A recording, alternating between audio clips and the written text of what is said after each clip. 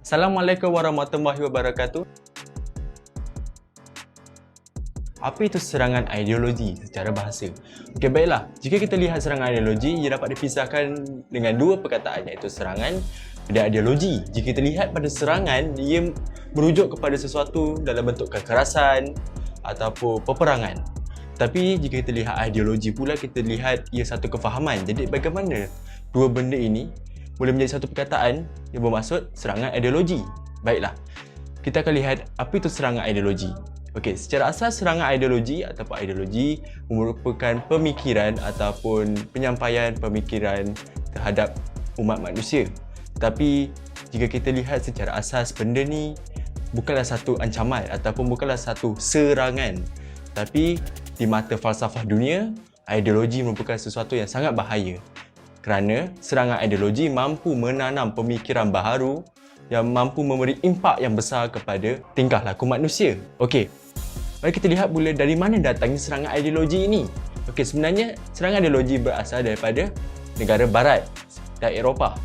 Dan ia bermula dengan perkataan westernisasi ataupun membaratkan sesebuah negara. Sebenarnya bila saya kata westernisasi ataupun serangan ideologi daripada barat, bukan bermakna serangan ideologi mari menjadi barat, bukan. Tetapi penyebaran mereka telah menyongsong jauh daripada agama Islam sendiri ataupun akidah Islam sendiri. Mari kita lihat apa yang dimaksud dengan akidah. Akidah yang secara asas berasal daripada perkataan akadah yang bermaksud simpulan ataupun ikatan yang kuat, tetapi secara bahasa adalah keyakinan yang kuat terhadap agama Islam. Kita lihat dari segi pemerintahan, serangan ideologi ini telah pun tembus ke dalam sistem pemerintahan kita. Ada pemimpin-pemimpin yang cuba mengasingkan antara dunia dan agama, yang cuba melupuskan subjek-subjek agama di universiti, sekolah dan lain-lain dan menjadikannya satu subjek elektif, bukanlah wajib kepada pelajar meskipun pelajar Islam sendiri.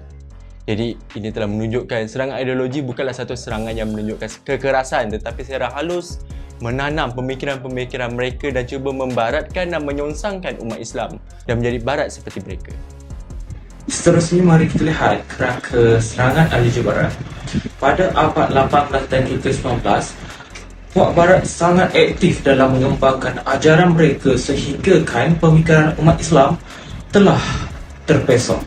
Serangan ideologi barat terbahagi kepada empat. Yang pertama melalui tashkik. Apa itu tashkik? Tashkik adalah mencipta dan menimbulkan keraguan di dalam pemikiran umat Islam terhadap akidah mereka. Sebagai contohnya, mereka telah menimbulkan keraguan dan juga keikhlasan terhadap perjuangan Nabi Muhammad SAW. Yang kedua adalah tashwin. Tashwin adalah salah satu kaedah yang telah mereka gunakan dalam mempengaruhi umat Islam, iaitu memburuk-burukkan agama Islam itu sendiri terhadap umat Islam. Sebagai contohnya, mereka mengatakan bahawa umat Islam telah diajarkan tentang keganasan dan juga menghalang pemodenan hidup oleh agama Islam itu sendiri. Yang ketiga adalah tadwin, iaitu merosakkan akal fikiran umat Islam. Bagaimana? Sebagai contohnya, mereka sematkan budaya barat di dalam fikiran umat Islam. Yang terakhir sekali adalah tagrib. Tagrib adalah salah satu proses membaratkan umat Islam dengan pemikiran dan juga budaya barat. Sebagai contohnya dalam aspek politik, ekonomi dan juga sosial budaya. Tahukah anda, serangan ideologi yang disampaikan oleh negara barat hanya akan berjaya dilaksanakan jika ada pelopor-pelopor yang mengetahui dalam pelaksanaan dan kewujudan ideologi-ideologi barat yang membawa kepada sebuah revolusi baharu dalam global. Antara pemimpin-pemimpin ideologi barat ialah George Washington dalam dua peranannya sebagai pelopor revolusi Amerika dan sebagai Presiden Sulung Negara. Washington juga muncul sebagai tokoh tersohor dalam penubuhan prinsip demokrasi di Amerika Syarikat. Yang kedua ialah Franklin D. Roosevelt.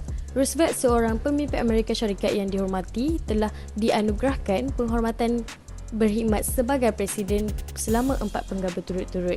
Beliau muncul sebagai tokoh penting dalam mengemudi medan berbahaya kemelesetan besar dan dengan cekap membimbing negara melalui masa-masa huru-hara Perang Dunia yang Kedua. Seterusnya ialah Margaret Thatcher. Wanita awal yang memegang jawatan Perdana Menteri di Great Britain ialah Thatcher yang berkhidmat dengan penuh tanggungjawab dari 1979 hingga 1990.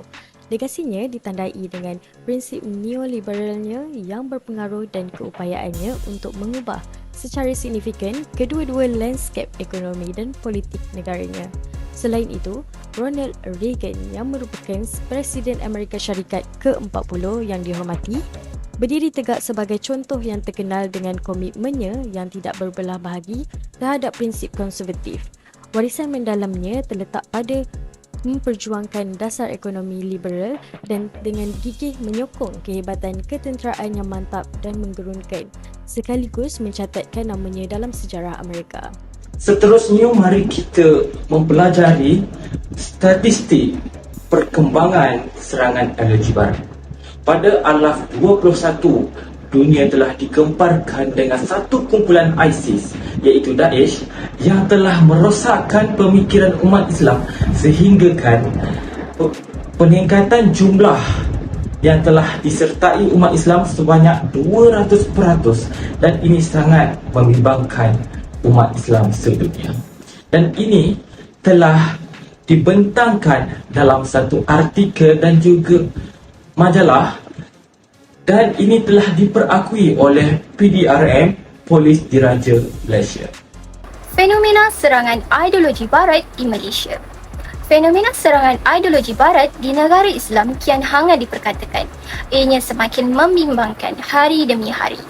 Fahaman Ghazwa al-Firq, iaitu fahaman yang menyesatkan pemikiran umat Islam, telah memberikan kesan dalam membentuk pemikiran masyarakat khususnya di Malaysia. Antara fenomena dan isu yang berkait rapat dengan serangan ideologi barat di Malaysia termasuklah murtad atau pertukaran agama. Menurut Mahkamah Syariah, terdapat beberapa kes yang membabitkan seseorang Muslim yang berhasrat untuk menukar agamanya kepada agama yang lain. Kedua, mempertikai hukum syariah dan autoriti fatwa. Seperti yang kita lihat hari ini, institusi fatwa kian terancam daripada golongan yang kerap kali memperlekeh dan mengkritik sistem pengeluar fatwa dan cara penjelasan hukum hakam. Ketiga, mempersendakan agama.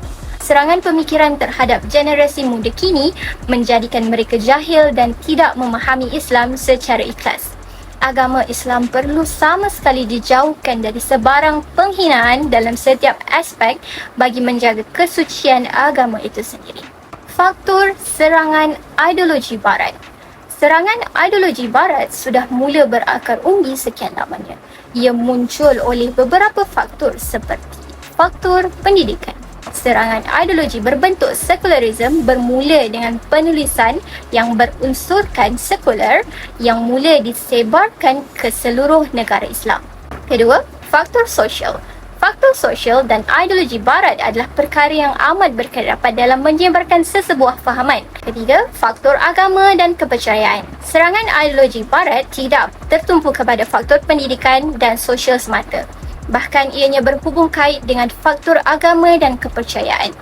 Agama dan kepercayaan adalah perkara asas dalam modal insan seseorang dan seharusnya menjadi senjata bagi menghadapi serangan pemikiran sama ada sekularisme, pluralisme atau apa sahaja jenis ideologi. Kesan-kesan serangan ideologi barat, proses globalisasi terhadap ideologi barat yang sedang berlaku di seluruh dunia akhirnya menjadi ancaman terhadap pegangan akidah dan pemikiran umat Islam. Lalu, umat Islam terikut-ikut dengan budaya hidup kebaratan yang tidak berpaksikan pada landasan Islam yang murni. Terdapat 5 kesan serangan ideologi barat, iaitu liberalisme, meniadakan sama sekali hukum hakam yang boleh menggelincirkan iman seseorang; sekularisme, memisahkan agama daripada segenap bidang kehidupan; ekonomi kapitalis, iaitu faedah ataupun riba; humanisme, cetusan Karl Marx yang melihat manusia sebagai kejadian sempurna yang tidak perlu kepada agama; dan hedonisme, ancaman akidah dan akhlak. Cara menangani serangan ideologi barat. Umat Islam sebenarnya tidak memerlukan petua barat untuk menjadi moden, kerana pada ketika umat Islam Eropah masih sesat dalam zaman gelap, umat Islam sudah lama berada dalam cahaya kemodenan spiritual dan fizikal. Terdapat 3 cara menangani serangan ideologi barat. Yang pertama adalah individu. Umat Islam perlulah konsisten dalam pencarian ilmu yang bersumberkan Al-Quran dan As-Sunnah demi menangkis semua fahaman dan ancaman yang telah dilancarkan oleh pihak barat dan orientalis. Yang kedua adalah pihak berkuasa. Islam tidak menentang kebebasan, malah Islam mendukung konsep kebebasan sebagai hak dan prinsip politik yang mesti dihormati. Namun, kebebasan tidak boleh disalahgunakan sehingga mendatangkan kemudaratan atau mengganggu kehidupan orang lain. Dan yang terakhir ialah pertubuhan bukan kerajaan NGO. Pemimpin-pemimpin bagi pertubuhan bukan kerajaan NGO Islam perlulah menyuarakan kebimbangan mengenai cabaran besar yang sedang dihadapi oleh umat Islam di Malaysia dan seluruh dunia. Antaranya berkaitan perkembangan baru dalam pemikiran dan cara hidup masyarakat yang dilihat mengancam akidah dan akhlak umat Islam.